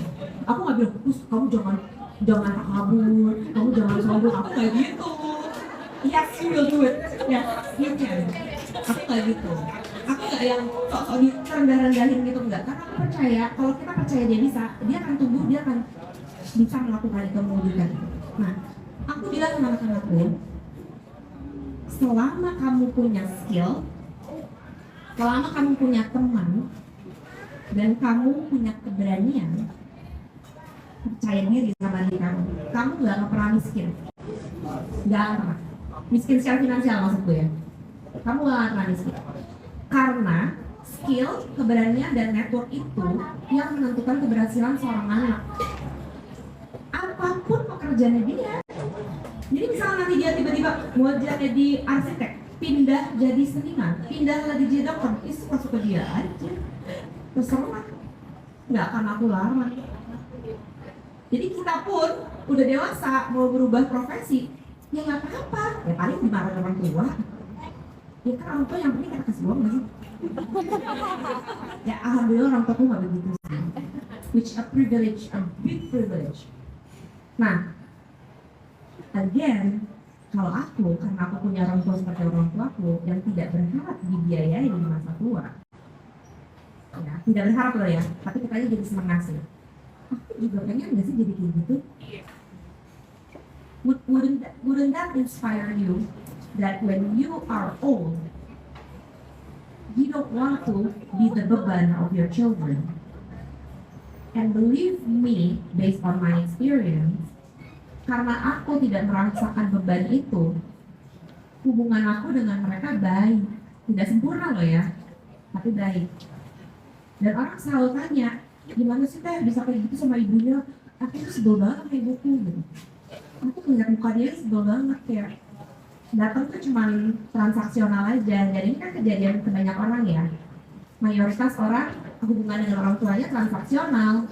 Jadi yang penting ibunya dikasih uang, bapaknya dikasih uang gitu. Kenapa? Karena waktu kecil hubungannya juga transaksional. Mama udah sekolahin kamu harus sukses. Mama udah ini, kamu harus gitu kan. Kamu nggak tahu diuntungnya, kamu dimasakin buat kamu makan salah juga gitu. Berarti kan dari kecil dia sudah diperkenalkan hubungan transaksional. Jadi jangan heran kalau si anak atau kita yang diasuh seperti itu tumbuhnya juga transaksional sama orang tuanya. Jadi nengok orang tua itu bukan karena kangen, rindu, ingin karena ya struktur konstruksi sosial itu takut durhaka dan lain-lain. Jadi balik lagi tadi aku udah lost in my own thoughts nih. Tapi balik anyway, think what you want, rasain dulu yang mana yang terbaik untuk dirimu. Lihat orang lain sebagai inspirasi aja, jangan dijadiin patokan. Aku tadi sebenarnya lagi jorok banget ya. Ini kepala aku ADHD aku all over the place. Anyway, semoga itu menjawab pertanyaan yang terakhir. Adakah yang mau bertanya lagi? Yes. Masa terakhir sih aku udah berapa? Ayo, habis itu terakhir Mas Anu. Lagi boleh. Aku baru dapat bukunya 2 hari lalu, jadi aku belum selesai. It's okay. Aku baru baca ya. Maksudnya salah satu yang hit my mind itu yang pertama. Ya, how do you want to die? How would you like to die? Nangis nggak? Ini pembicaraan yang paling menguras. Yang paling spesifik itu waktu nanya what if I can live without you, and you say that what if you can? Dari mana ya dapat keberanian itu untuk bilang what if you can? Jadi background aku sama ibu dari SD, aku mungkin ibu anakku kata gitu ya. Jadi umurnya potong sekali ya. Kita boleh diskusi sampai situ sih. Dan aku penasaran ada kan konflik seperti ini. Karena begitu aku baca, loh kok tidak sekali kayak pengen ada lagi gak sih deeper lagi gitu tentang ini. Jadi buku kedua ya. Terus yang kedua itu sebenarnya penasaran kalau boleh sama Tante Rani share. Setelah aku lihat di podcast tentang bilangnya Tante Rani bertransformasi dari VOC mom into the conscious mom. VOC banget by the way. Nah, itu gimana sih? Penasaran sih ininya apa? Oke, bisa gitu. Nanti pertanyaan kedua mungkin bisa dikasih ke info ya. Tapi aku mau jawab pertanyaan pertama dulu.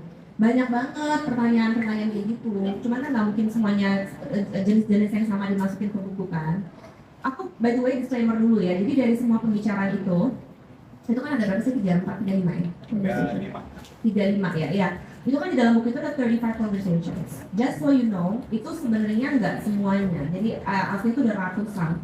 Jadi itu adalah hasil yang di-curate sama-sama sebelum aku ajukan ke editorku. Jadi aku juga minta konsen mereka dan blessing mereka ini boleh apa nggak dipublish. Jadi aku nggak sekonyong-konyong kayak aku mau menerbitkan buku, so aku milih-milih conversation. I have to respect their privacy juga.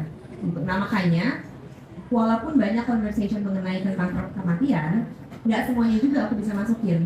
Tapi kebetulan conversation yang How Would You Like to Die itu lolos kurasi anakku yang laki-laki gitu. Karena itu suatu conversation yang begitu pribadi ya, begitu private gitu. Dan bahkan di momen-momen itu tuh kita juga nangis, kita pelukan, kita nangis lagi gitu. Jadi the conversation grew gitu, nggak cuma di saat itu doang gitu. Tapi bagaimana conversation itu terbentuk tuh satu tidak diarahkan gitu. Itu biasanya muncul tuh obrolan kayak gitu di malam hari pas mau tidur gitu ya. Dan biasanya anak itu kan muncul ide tentang kematiannya nonton film ya kan, ada yang meninggal atau melihat anggota keluarga yang meninggal. Kayak kemarin tuh mertuaku baru meninggal, lalu dia juga melihat lah gitu ya prosesnya dan lain-lain. Jadi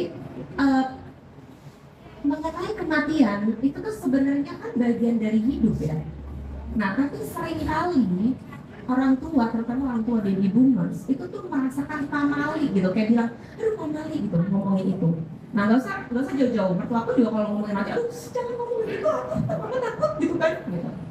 Selalu begitu, sehingga jadi nggak pernah ada ngomong-ngomong tentang kematian. Gitu. Nah, sebenarnya kan yang anak pengen tahu itu kalau kita mati dia sama siapa kan? Yang dia takutin kan itu. Sama aku juga waktu kecil, seusia dia, pertama kali aku mengerti konsep kematian, aku juga takut banget. Aku ingat banget, aku tanya sama mamaku, nanti kalau mama mati apa siapa? Terus mikirin kan sama Alfi, sama ini, Alfi yang mana, gitu. Aku tuh masih ada anak yang gue, sama yang mana gitu kan, boleh milih nggak gitu. Aku kalau nggak mau di rumah itu udah mikir kemana-mana. Nah, jadi aku reflect back juga gitu waktu aku kecil tuh sebenarnya apa yang ditakutin gitu. Nah, aku berusaha untuk extend that conversation ke anak-anak aku dan membuka ruang yang lebih netral sehingga mereka tuh nggak takut untuk bertanya. Nah, kenapa kok aku bisa nanya what if you can gitu kan, itu pertanyaan kamu kan? Karena sebenarnya aku tuh nggak takut mereka itu nggak bisa. Sama seperti tadi, kalau aku tahu mereka punya skill, which is itu tugasku untuk menumbuhkan skill itu, tugasku juga untuk menaruh dia di lingkungan yang baik, untuk punya network, ya kan, memberikan dia pendidikan yang baik itu tugasku juga, ya kan. Terus udah gitu aku memberikan dia ruang untuk dia berevolusi dengan dia eksperimen, itu juga fondasi yang aku harus sediakan. Aku sebenarnya nggak perlu takut sama kemampuan dia untuk survive dalam hidup, bener nggak? Nggak perlu tuh capek-capek ngumpulin warisan, ngumpulin ini segala macam. Kan banyak kan orang tua zaman sekarang beli rumah ini segala macam. Oh nanti buat anak gue si A, B, C, D, E gitu kan ya. Belum tentu kan mau ngurusin. Yang ada malah berantem warisan. Nah, sama lagi dengan kematian. Aku menyiapkan fondasi untuk dia hidup nantinya. Dan aku bilang kan, what if you can? Karena saat ini mama sedang menyiapkan kamu untuk nanti kamu hidup with or without me. Ya of course lah, pembicaraan itu tidak berlangsung tanpa air mata. Karena kita yang takut. Tapi ketakutan kita pun kita harus komunikasikan. Mama juga takut ninggalin kamu. Mama juga takut pisah sama kamu. Sebenarnya anak itu cuma butuh vulnerable moment kok diakuin. Kita nggak perlu selalu ngasih solusi. Mereka hanya ingin melihat ibunya juga bisa rapuh. Di saat dia melihat ibunya juga bisa rapuh, bisa honest, anak itu akan tumbuh rasa percaya dirinya. Karena divalidasi perasaan takutnya, bukan discriminate atau bukan dihilangkan. Gitu. Nah, pertanyaan kedua, aku mau minta tolong jawaban di buku. Apa yang membuat Ibu Rani transformasi dari orang tua yang VOC sampai menjadi dia conscious. Jadi disclaimer dulu ya. Jadi dulu hubungan aku dengan ibuku seperti remaja-remaja lainnya cukup sulit karena aku adalah anak yang sangat pembangkang dan anak yang sangat nakal. Nah walaupun ibuku nggak suka aku bilang aku nakal sekarang. Dan aku selalu push boundaries dia gitu. Kayak misalnya ibuku tuh kan very protective ya sama aku dibandingkan teman-temanku yang lain. Jadi kalau aku SMP, teman-teman aku pulang sekolah main ke PIM, nonton, main ke rumah teman, aku mana ada dijemput ibuku dan nongkrong depan sekolah, pulang sama dia. Jadi aku tidak punya kebebasan seperti teman-temanku yang lain. Walaupun sekarang kalau looking back aku sangat merasa bersyukur ya, karena ternyata teman-temanku itu jadi kayak ugal-ugalan hidupnya. Bener, mereka ugal-ugalan hidupnya. Aku lebih, ya oke lah, lumayan lah, lumayan bener banget sih enggak, lumayan bener lah gitu. Nah, tapi ada suatu masa di dalam hidupku memang dimana aku merasakan transformasi hidup ibuku, yaitu mulai ibuku lebih banyak mendengar daripada ngasih nasihat gitu. Soalnya dulu yang aku ingat dari mama itu sering banget ngomong gini, Mama tuh gak hidup lebih lama dari kamu. Kamu tuh masih kecil, Mama udah tahu semuanya. Jadi kamu harus dengerin Mama. Itu adalah trademark dia. Nah coba silakan Ibu Rani jawab dengan sejujur-jujurnya. Ini waktu launching nggak ada loh, jadi kalian beruntung ya. Silakan Mas. Ini nggak nyala mic-nya, atau Mas Tarno? Waduh, ini aku jadi kayak ditembak nih. Oke, terima kasih banyak pertanyaannya, luar biasa, keren banget ya, dengerin selalu. Aku tuh selalu apa ya, kalau dengerin, saya selalu berusaha untuk hadir kalau anak-anak saya punya acara. Saya punya anak 2, dan alhamdulillah dua-duanya aktif gitu ya di masyarakat dan dengan skillnya. Dan selalu berusaha untuk hadir. Kalau mereka kayak sekarang ya, acara kayak gini ya, selain untuk memberikan support, tapi yang paling penting buat saya adalah saya belajar. Saya banyak mendengarkan apa yang mereka sampaikan, yang saya dulu mungkin nggak dapat. Ya, jadi oleh karena itu selalu bilang, selalu bilang, waktu lagi pernah satu podcast saya bilang, anak-anak saya itu adalah my teachers. Guru-guru saya adalah, anak-anak saya adalah guru saya. Jadi kalau saya minta dikirim anak, kalau saya minta anak, sebetulnya tanpa saya sadari saya minta guru. Karena nggak ada orang tua yang bisa mendidik anak dengan baik kan ya. Nah, kalau tadi pertanyaannya soal transformasi tadi ya, sebetulnya tadi kita udah bilang, kita tuh tadi pembangkang ya. Itu saya kan? Rebellious. Waktu dia rebellious, itu sebenarnya cermin buat saya. Because I used to be rebellious as well. Saya tuh rebellious juga. Sampai hari ini, saya adalah anak orang tua saya yang paling berbeda di antara sibling yang lain. Dari mulai sistem kepercayaan, lifestyle, itu sangat berbeda dengan adik-adik saya. Saya paling tua. Saya berbeda dengan mereka. Jadi kalau kita bilang rebellious, saya juga rebellious. Tapi waktu dia rebellious, saya mulai, aduh, kenapa dia kayak gitu ya? Saya mulai, apakah seperti yang kita bilang, apakah karena saya seperti itu juga? Ini kayak apa ya namanya? Fight back apa namanya? Ya kayak main frisbee gitu loh. Jadi kembali ke saya gitu. Jadi apa yang terjadi pada saya kok saya ke-trigger? Yang tadi kita udah kasih contoh. Berarti ada yang salah dengan saya. Apa yang terjadi pada saya? Kok saya ke-trigger dengan dia? Banget. Nah, jadi di situ saya belajar, berarti ada banyak hal yang nggak fulfill dalam diri saya. So many things that I'm not fulfill pada saya, diri saya.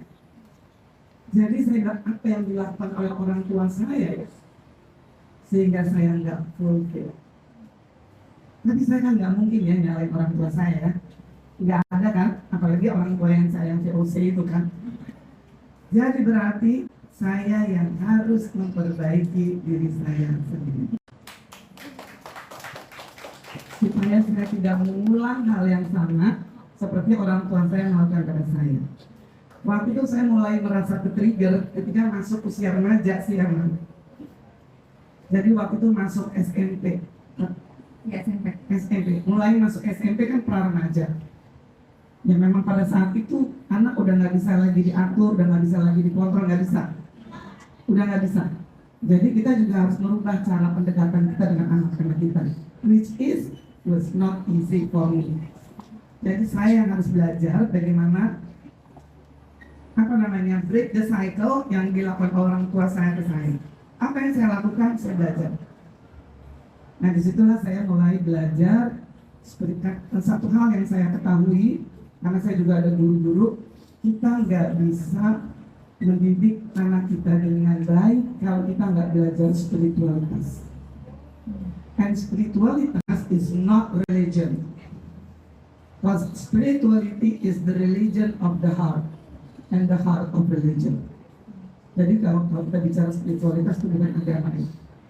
Jadi kita harus kembali menyadari bahwa kita adalah jiwa. Jadi kembali lagi tadi kita bilang, saya harus melihat Keke sebagai jiwa, bukan anak kecil. Nah seperti itu. Nah jadi saya belajar, waktu itu mulai belajar psikologi terapan. Bukan psikologi yang saya belajar di sekolah, di kuliah. and it's really different. Jadi saya belajar psikologi spiritual untuk bisa memahami, mengerti sebetulnya gimana sih parenting yang baik, parenting yang bagus itu. Jadi teori parenting itu nggak cukup kalau kita nggak belajar spiritualitas. Jadi saya mempelajari psikologi secara akademis, tapi juga saya belajar di sisi lain belajar psikologi spiritual, sehingga saya bisa lebih memahami jiwa bahwa anak saya adalah jiwa. Nah, jadi saya mulai transformasi ketika anak saya masuk SMP, sehingga saya juga merubah pendekatan saya kepada mereka. Dan saya merasa banget waktu, ya saya nggak tahu diceritain nggak sih aku lupa karena aku belum selesai ya. Kamu, oke, I'm sorry to say, aku nggak tahu did you say that kamu pernah nggak naik kelas dan sebagainya. Well, now you tell everyone. Sorry.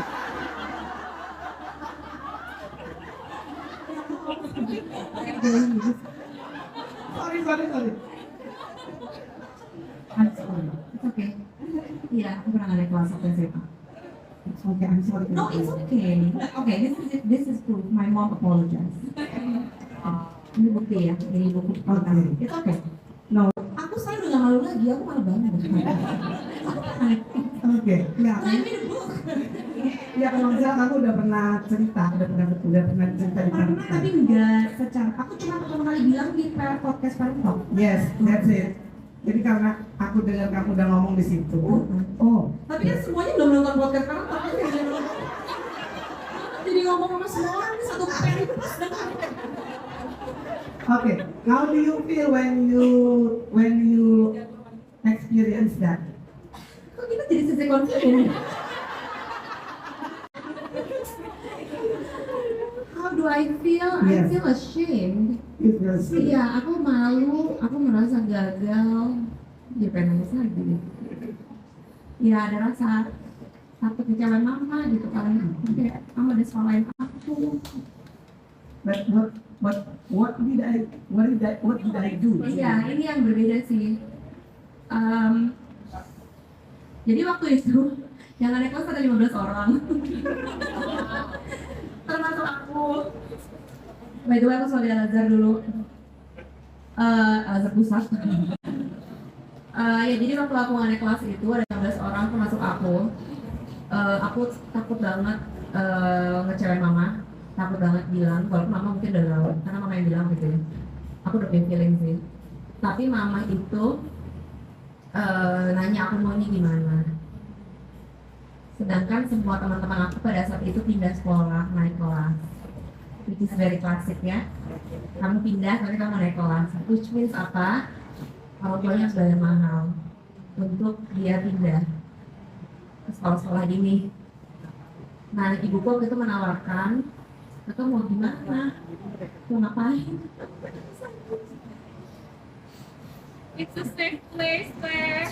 Mama kok jadi kayak gini semua kita jadi.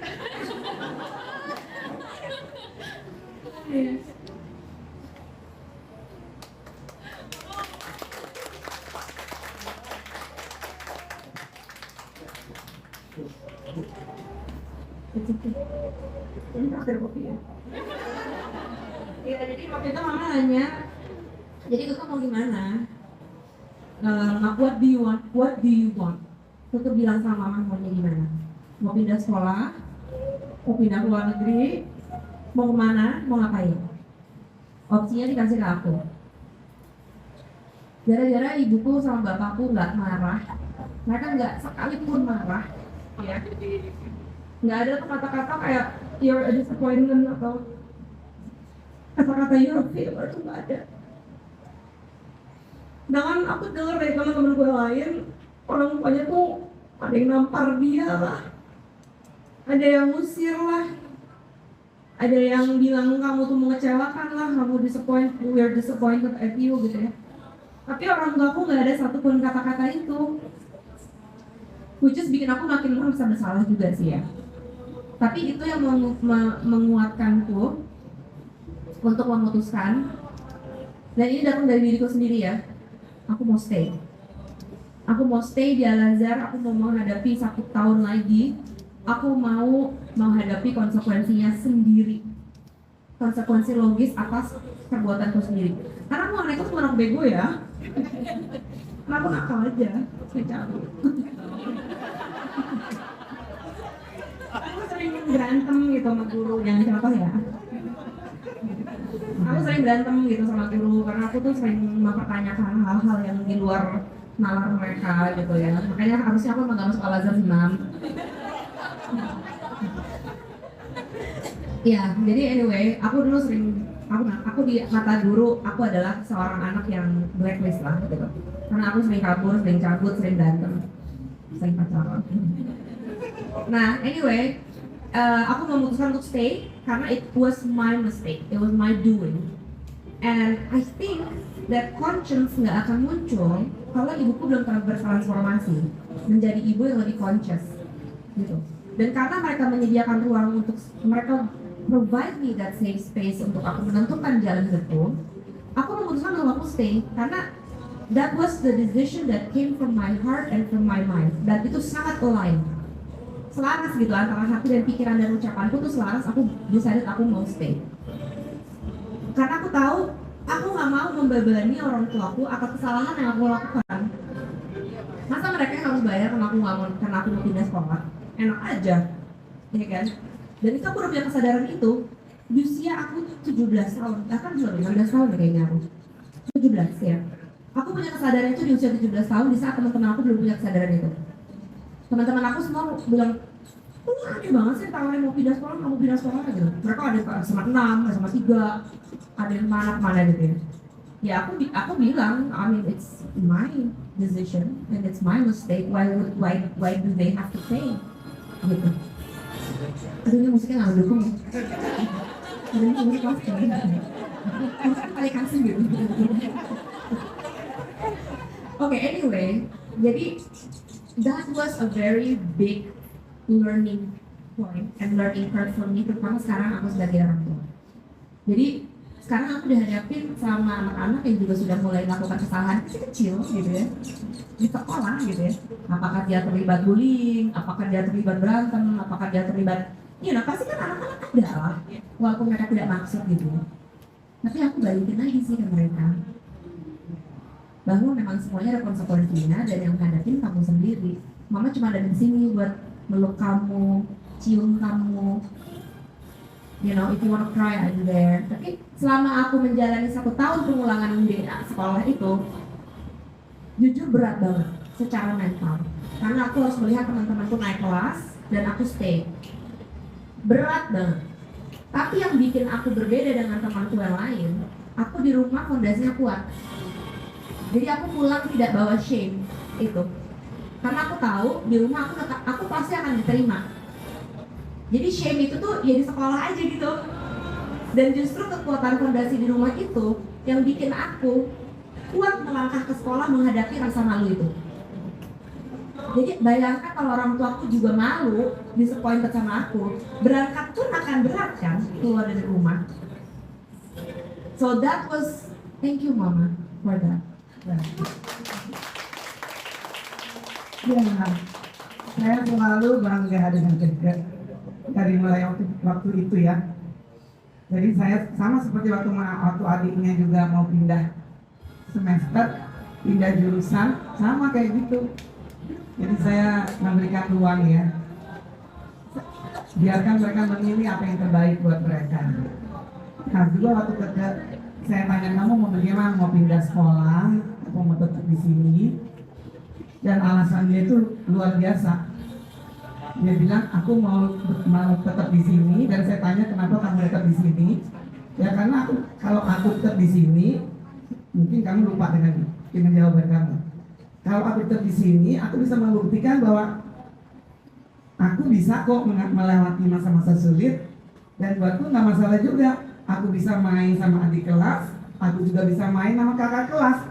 Jadi nggak ada masalah, aku bisa main sama semuanya. Nah itu luar biasa jawabannya. Oke, thank you Gaza. Terima kasih. Terima kasih. Spesial ya pokoknya hari ini. Kita memang benar-benar judulnya pas, affectionate parenting. Yang awalnya nggak ada. Kan juga kan nih. Ada kejadian dan anak saya juga nggak tahu nih. Mbak, sorry banget kita nggak bisa lanjut untuk Q&A karena dari kita juga punya intimate untuk book signing. Selain kita akan book signing. Namun sebelum book signing itu kita ada plan untuk membuat journaling. Saya panggil Mbak, belum pula jadi nggak gimana? Tadi udah dibagiin kan? Iya. Jadi coba dilihat di dalam sheet itu. Sebenarnya ini tuh tadinya mau dibikin untuk prompt pertanyaan. Tapi nggak apa-apa diisi aja. Mau diisi sekarang, mau diisi di rumah boleh. Nanti kamu mau ngobrol sama aku pas book signing juga silahkan. Diisi, itu bukan untuk dikumpulin, nggak ada salah, nggak ada benar. Karena bukan ujian loh ya. Diisi aja, nanti bisa jadi bahan kita diskusi. Nah di situ di sebelah kiri aku bertanya, tuliskan dialog yang paling berkesan dalam hidupmu selama masa pengasuhan, apabila ada. Ya, itu nggak cuma dari orang tua kandung loh ya, bisa dari kakak, kakek, nenek, guru, siapapun orang tokoh yang kita pandang sebagai orang yang mengasuh kita. Ada nggak? Satu aja, nggak usah banyak-banyak. Ada yang ingat nggak? Lalu yang kedua, adakah percakapan yang selalu kamu inginkan dari mereka, tapi belum pernah terjadi? Jadi seandainya kamu masih punya hubungan itu sama mereka, di usia kamu yang sekarang pun, kamu masih berharap bisa ngobrolin itu sama mereka. Ada nggak? Ya, sambil kita setup untuk book signing, silahkan diisi. Nanti pas book signing, kalau ada yang mau sign sama aku, kita bisa ngobrol lagi. Ya. Teman-teman, book signing ini fase yang krusial karena kalau kita tidak ikut terus, takutnya malah chaos. Karena tempat kita terbatas sekali, maka sambil nanti kamu isi sebelum book signing kita foto dulu ya. Kita foto bareng Kak Ania. Nanti Kak Ania ngasih di sini teman-teman. Kak Ania, Kak kesalahan. Bukan Mas Tami. Nah, namun nanti book signing tetap kita by calling ya. Jadi panggil dari per baris saja. Makanya kakak bisa boleh duduk. Nah, saya ambilkan kursi.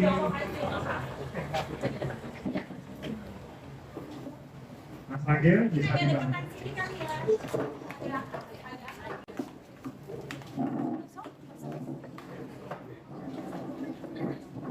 Nanti Mas Johan siap-siap.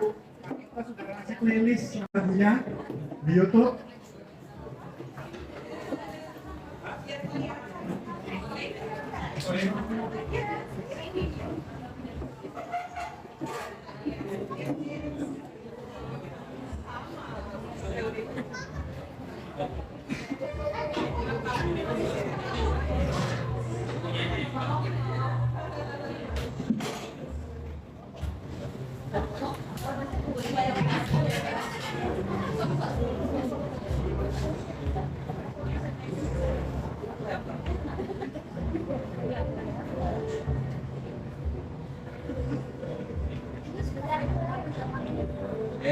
Mari kita lihat kamera pertama, lihat kamera ke depan sini ya. Kita akan foto sebanyak 70 kali 7 ya.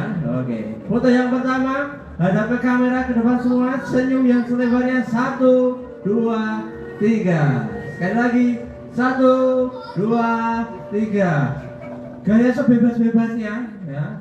Ini adalah ya kita bebaskan pokoknya. Sekali lagi 1, 2, 3. Oke, sekali lagi 1, 2, 3. Oke. Sudah. Oh, satu lagi. Ini spesial dari Babe, bapaknya Mbak Keke.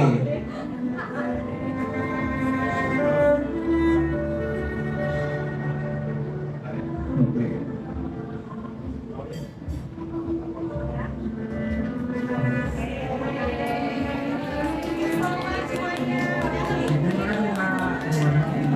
Mas Nugi silakan dilanjutkan untuk teknis. Oke, kita akan semua di sini stay. Nanti teman-teman akan kami akan maju ke depan sini.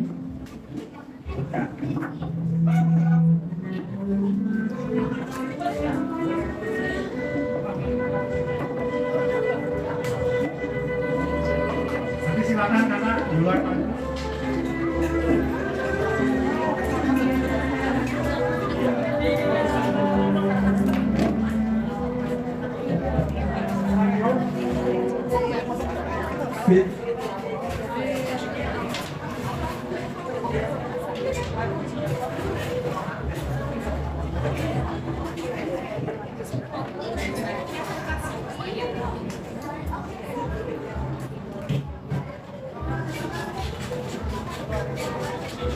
Boleh, Gil.